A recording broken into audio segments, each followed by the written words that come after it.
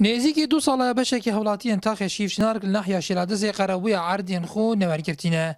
و که هولاتیان تاخ ناوری دیبیجن به شیوه که نیکسان هولاتی هاتین قرابو گیرن که بشکی تاخ ناوری هاتین قرابو گیرن و یدی او نزیکی 2 ساله قرابوی وان هاتین راوستاندن.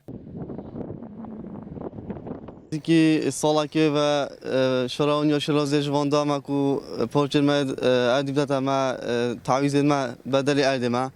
بله حدانه که چه دیانی نه و هم نزانیم بود چه آسیبه برش آسیبه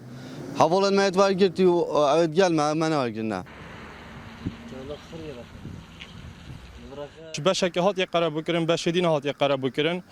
يعني جندي همي إيك جندن همي إيك أرده بس وق غدر يهات يكرن أو بشنا هات يقرب بكرن جهر وقي جندي دي هر خلق جندي نا وهر جلوات هات هر نفسي أرديه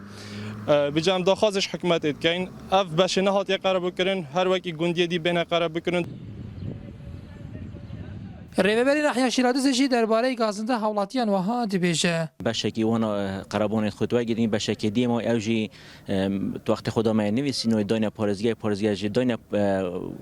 ریوبری شروانی دو که وانا طریق خدا داینه وزارت شروانی و از بینم گل جرا که خوم گوی خودت